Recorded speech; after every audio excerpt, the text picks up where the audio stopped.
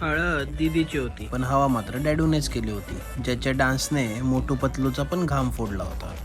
आणि आजच्या ब्लॉगमध्ये सगळ्यात मोठं सरप्राईज म्हणजे आम्ही आज भेटलो होतो बिग बॉस फेम सचिन भाऊ कुमावत यांना. हॅलो फ्रेंड, स्वागत आहे तुमचं माहीच्या अजून एक नवीन ब्लॉगमध्ये. चला तर मग बघूया माहीने हळद आणि लग्न कसं एन्जॉय केलं ते. दीदीच्या अरे दीदीचा नाही मग आपण दीदीच्या नंदला नाही जायचं. हळदीला आधीला जायचं. साडी बघ ना बाहेर पळत जाणार आहे. साखरेची साडी पाणी बघ पाणी पण पाणीचं पाणी हळदीला चाललंय ना. नंतर येऊ आणि आल्यावर येऊ पाणी खाते. बघ माही मेहंदी दाखव. माही ललिओ चल ललिओ बाबा. मम्मी येऊ बच्चा. माही सोबतच्या भन्नाट गप्पा टप्पा करून आम्ही हळदीच्या ठिकाणी पोहोचलो. आणि इथे आल्यावर जे वातावरण दिसलं ना ते एकदम पिवळं धमक आणि मंगलमय. सगळ्या पाहुण्यांची लगबग आणि लग्नाचा तो खास उत्साह सगळीकडे जाणवत होता. चला तर मग बघूया माहीच्या दीदीची शाही हळद कशी पार पडली ते.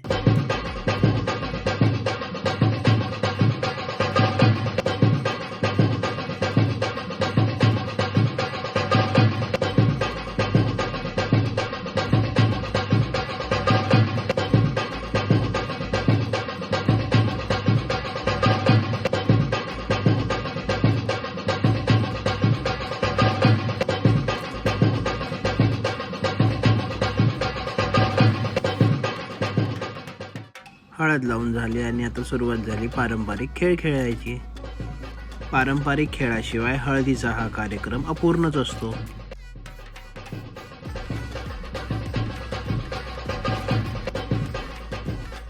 जसं आपण मूवी बघताना पॉपकॉर्नची मजा घेतो तसं माही हळदीचा कार्यक्रम बघताना पॉपकॉर्नची मजा घेत होती.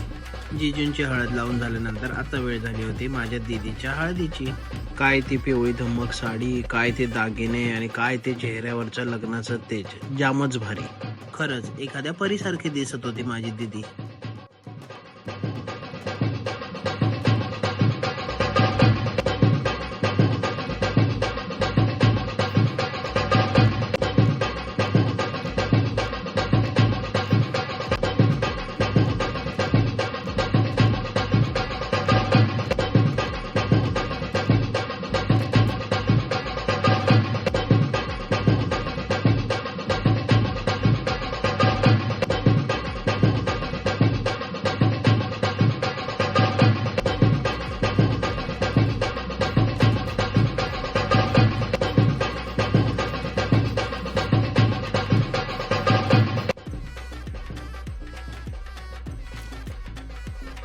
सगळ्यांची हळद लावून ओवाळणी टाकून आणि आशीर्वाद देऊन झाल्यानंतर ज्या क्षणाचा तुम्ही वाट बघताय तो क्षण शेवटी आलाच.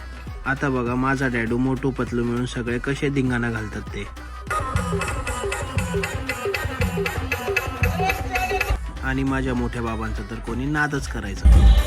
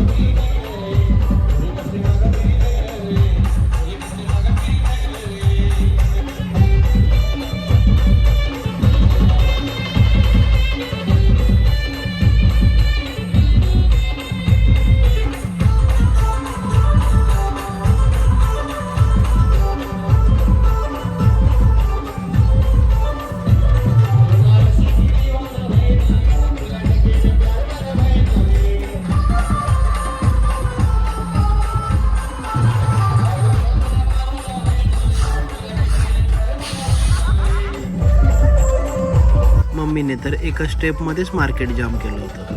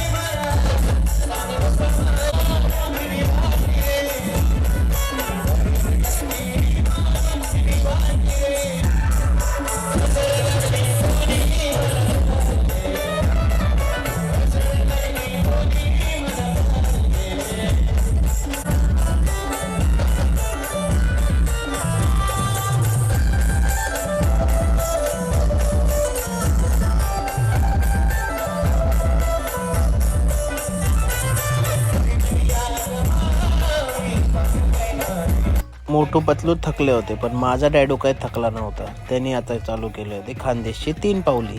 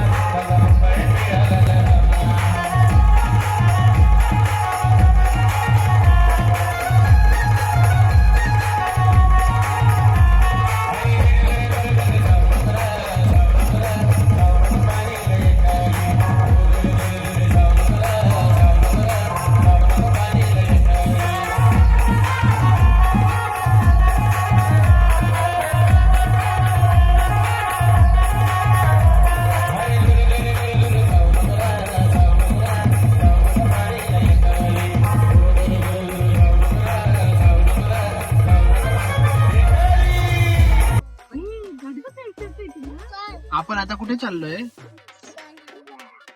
दीदीच्या लग्नाला. कुठे?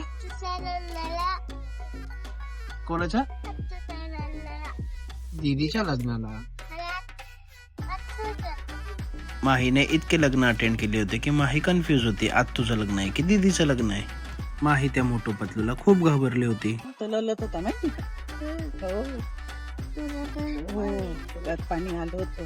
असं कलत होता, ललत होता तो. हा. हो. हा, असे करत होता, असं करत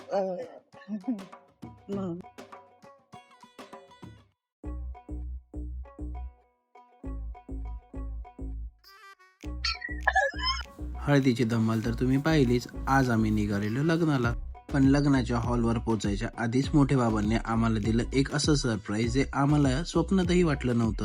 आज आम्हाला भेटायचा योग आला होता big boss Marathi fame Khandesh king Sachin भाऊ कुमावत यांना. सचिन भाऊंना भेटण्याआधी आम्ही भेटलो त्यांच्या मातोश्रींना. खूप साधं आणि भोळं व्यक्तिमत्व.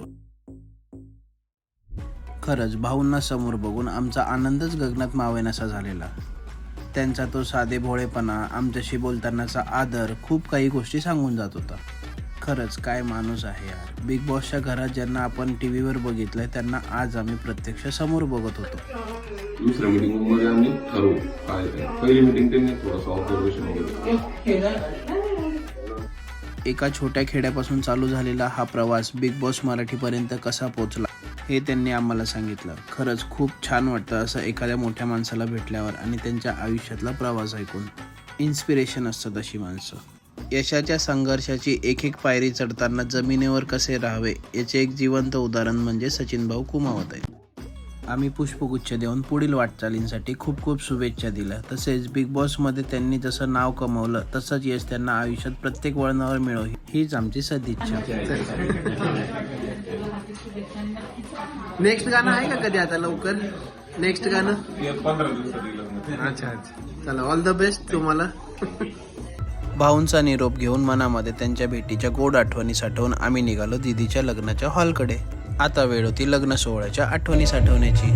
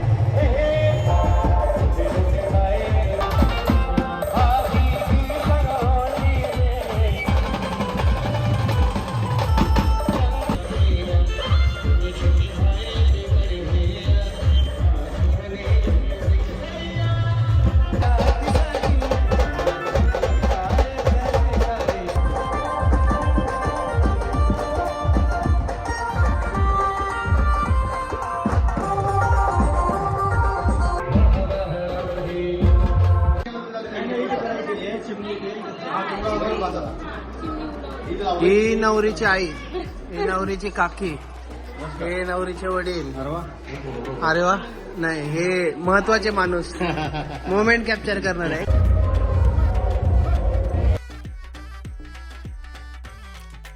मंडपाच्या त्या प्रवेशद्वारातून आत येताना एक वेगळीच भावना मनात दाटून आली. याच अंगणात खेळलेली आमची दीदी आज नववधू म्हणून बोल्यावर चढणार आहे. हा मंडप, या फुलांचा सुगंध आणि आपल्या माणसांचे चेहरे, सगळंच कसं स्वप्नवत वाटतंय. दीदीच्या आयुष्यातल्या या सर्वात सुंदर दिवसाचे आपण साक्षीदार होतोय. याचा खूप आनंद तर आहेच, पण आज दीदी आपलं घर सोडून दुसऱ्या घरात कायमची जाणार याची कल्पना करणं पण खूप अवघड जाणार आहे आत्या आणि मामांना.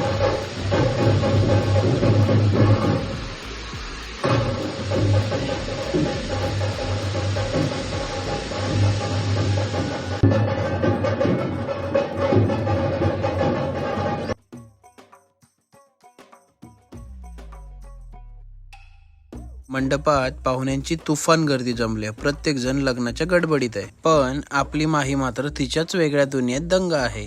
लग्न व्हायचं तेव्हा होईल, पण आपली नटखट माही सगळ्यांच्या अंगावर अक्षता फेकून आपली स्वतःचीच वेगळी मस्ती करत होती. तिची ती मस्ती आणि निरागसपणा बघून मंडपातले सगळे पाहुणे पण तिचे फॅन झाले होते.